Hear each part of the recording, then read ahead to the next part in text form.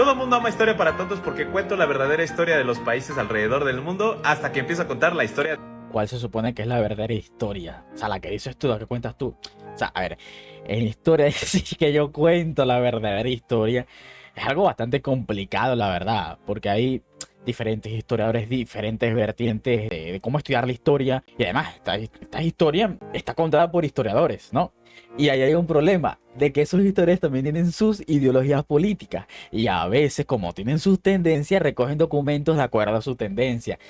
Entonces, ¿cuál es la verdadera historia? La que el historiador cree que es la verdadera. Y ahí es un problema, porque incluso uno, o sea, yo lo admito, o sea, uno tiene sus tendencias políticas y eso es normal, eso yo no lo juzgo. Entonces ahí entramos en el problema de qué se supone que es la verdadera historia. Porque yo te apuesto que tú tienes tus tendencias políticas.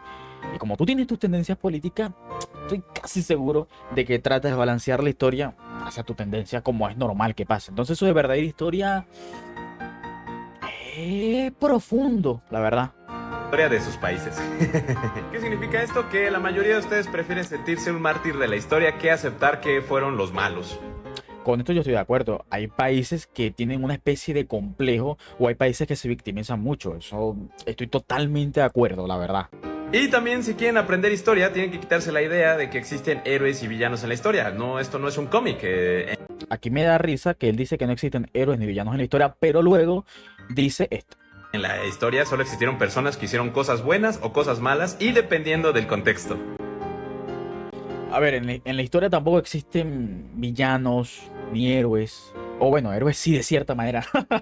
De cierta manera sí hay, sí existen, sí existen. Pero también lo jodido aquí es que la historia no se trata, al menos yo creo que los historiadores, su trabajo no es decir si esto fue bueno o malo, simplemente contar los hechos tal cual pasaron. Ya la gente juzgará, los pueblos juzgarán a sus personajes públicos. Eso es otra historia. Pero los historiadores, su trabajo no es andar como una brújula moral indicando qué fue bueno o qué fue malo.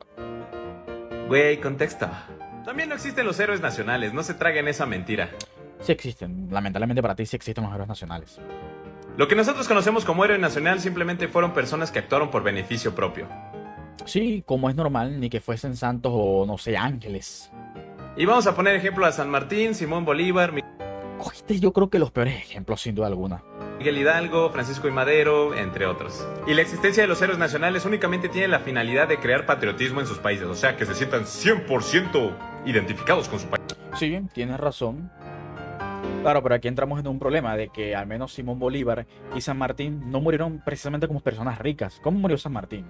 En la pobreza, si no me equivoco, recibiendo una pensión de un burgués francés. Si no estoy mal, cualquier argentino me lo podrá confirmar. ¿Y cómo murió Bolívar? ¿Acaso murió en la riqueza, en la opulencia, como presidente ejecutivo, como presidente vitalicio? No, murió en Santa Marta, desterrado de su país.